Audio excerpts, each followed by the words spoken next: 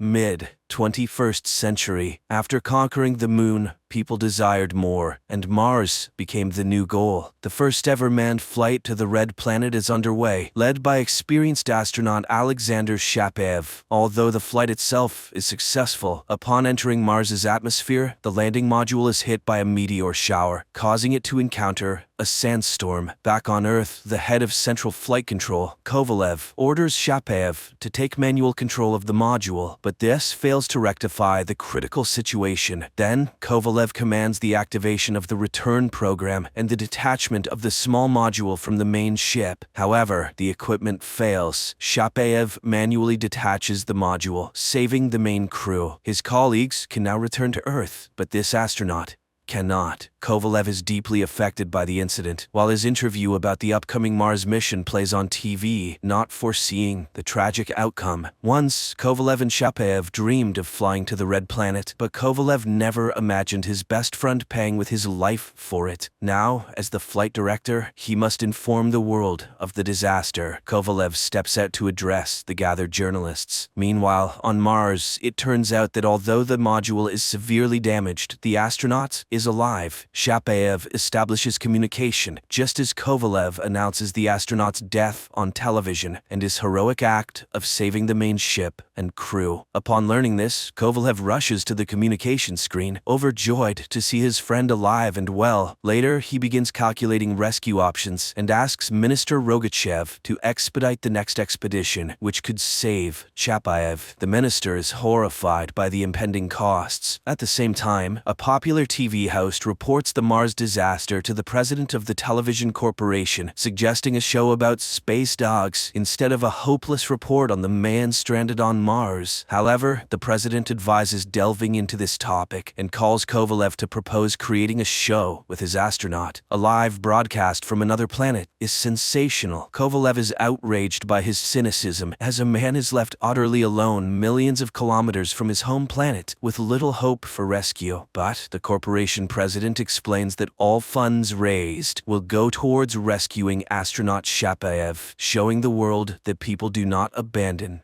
their own. Kovalev retreats to his office, where photos of his military comrades reveal that he and Shapaev once served in the army together and have been friends since childhood. Looking at Shapaev's photo, the director announces the start of preparations for the rescue mission. Kovalev learns that only one module section remains intact. On Mars, Shapaev activates a robot to explore the area around the module, while Kovalev finds out that the module's power, designed for 30 months, will actually only last 13. The rescue expedition can be launched in 190 days, aligning with the phases of Mars and Earth. Similar developments exist in China and America. If agreements are reached with them, the rescue can be achieved within 13 months. But Shapaev must survive on extreme rationing. The center's psychologist Anna is ready to work with the astronaut as much and whenever needed to help him endure the upcoming year. Meanwhile, on Mars, Shapaev's robot detects an unidentifiable movement outside. Anna contacts the astronaut as it's important to know his psychological state, but Shapaev assures her that everything is fine. After talking with Shapaev, the minister announces that the expedition was a success. Since the module is established on the surface, the astronaut is alive and agrees to participate in the reality show. At Central Flight Control, television crews start their activities. Kovalev's protests are dismissed by the television corporation president, reminding him that this is all for the astronaut's rescue. TV host Grisha advises Shapaev to simply listen to him for the show to succeed. And so,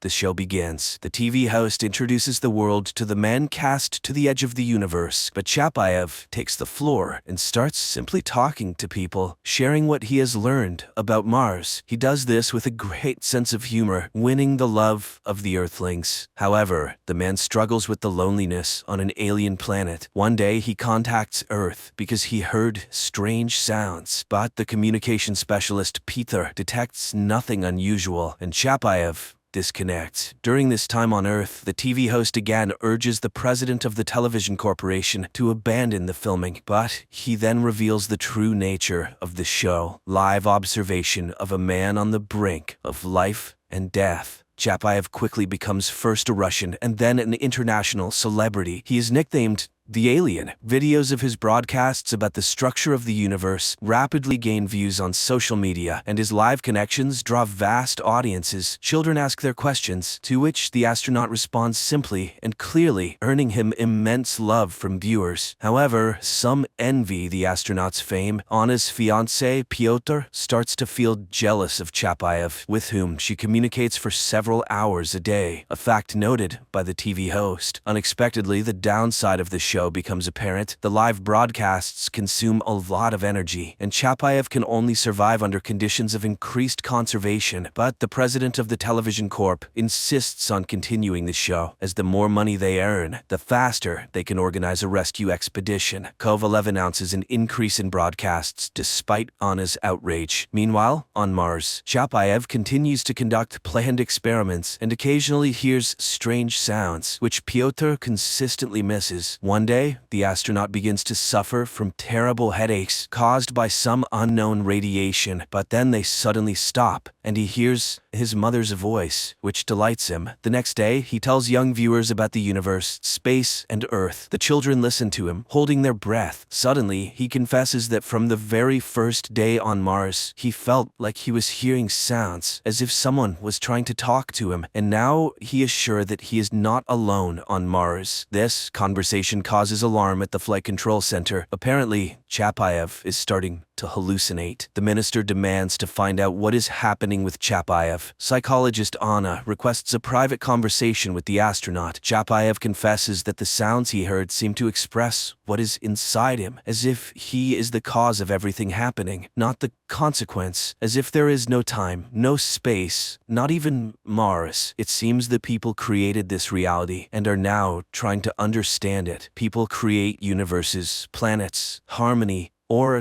destroy them, and he feels like he is the cause of everything happening on Mars, and people are the cause of what is happening on Earth. Only on Earth there are many people, and everything is so confused, but on Mars, he is alone. The astronaut is surprised that no one but him hears sounds like a melody, and Anna concludes that these are hallucinations. During the next broadcast, Chapayev suddenly confesses that he feels lost. The TV host has to convince Chapayev that Earthlings are waiting for his return, but suddenly, the astronaut stops talking to Anna. He tries to explain that he encountered something anomalous on Mars, but the flight control center considered him insane. So, Chapayev deemed them insane. Earth was becoming more distant from him. Then, one day, communications specialist Pyotr also catches strange signals. He tries to talk to Anna, but she, upset by the astronaut's behavior and her fiancé's jealousy suspicions, doesn't listen. By the next broadcast, Chapayev does not make contact at the appointed time. Anna tries to call him to talk, but unsuccessfully. Strangely, the president of the television corporation is only pleased by this. He contacts the minister and proposes to discuss the issue of power, as if Chapayev supports Rogachev, he could win the elections and become president. Meanwhile, on Mars, the search robot discovers an unknown, shapeless creature, previously unseen. Back on Earth, Rogachev calls Pyotr and orders him to establish communication with Mars. He has a business proposal that Chapayev cannot refuse. Later,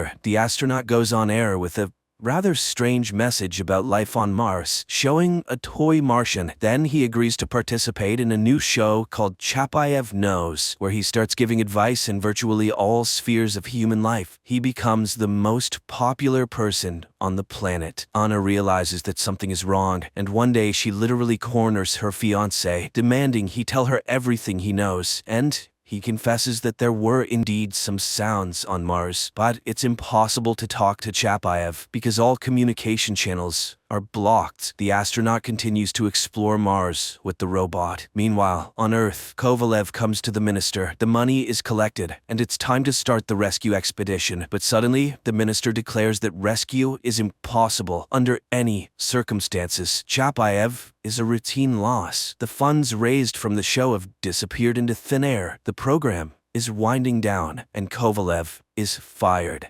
Meanwhile, Chapayev continues to experience headaches from the unintelligible sounds emitted by an unknown entity attacking the module. At the same time, Kovalev approaches the president of the television corporation for help, and he asks to wait until tomorrow. The next day, the show starts with Chapayev urging Earthlings to vote for Rogachev, who has nominated himself for president. But at the moment when the minister is bowing before the monitors, a special forces group bursts into the television center. The broadcast is interrupted, and everyone sees that it was not Chapayev, but the TV host addressing the people. It turns out that a duplicate of the module was built in one of the television studios, and a computer model of the astronaut was created. The police began an investigation to identify the client of this monstrous scam, asserting that there was no accident on Mars, and thus, no astronaut. Supposedly, the entire story was invented for the show. Kovalev is in despair. All hope is fallen. He won't be able to save his friend. Meanwhile, Rogachev is arrested. Kovalev breaks into the flight control center as TV reports the death of Chapayev. Kovalev fights with the special forces. A gunshot is heard. At this time, the president of the television corporation contemplates that Chapayev never existed. Never. But the astronaut does exist. A wounded Kovalev reaches the employees of the flight control center and contacts Chapayev on Mars. He apologizes for Earthlings who are only interested in money and power. Kovalev tells his friend that the government decided to tell the world that there was no module, no landing on Mars, and Chapayev died several months ago on Earth while on duty. It was all fiction for the show, but if he could give people a sign, then the connection is cut off. An emergency news broadcast airs. American satellites recorded an explosion on the surface of Mars in the Cupid's Plateau area. All experts affirmed that it was the module of the International Martian Expedition, which is direct evidence that astronaut Chapayev was indeed on Mars. The astronaut, after the explosion of the module, goes into the deserts of Mars and talks about what the unknown Martian entity told him. Chapayev understood that humans inadvertently are the creators of the material universe. Each moment in time is an act of creation of the universe. Humans are creators who come and simultaneously create this material world to understand it. It's like the double-slit experiment in quantum physics, a well-known experiment confirming the immaterial nature of our universe, where elementary particles become matter only when observed. Humans are the cause of all misfortunes and catastrophes in the universe, just as each person individually is the cause of everything happening in their own life on Earth. Therefore, only humans can change this life, the world, and the entire universe, if they can change themselves. Next, we see how Chapayev voluntarily dissolves and merges with the universe, from which each of us appears in this world.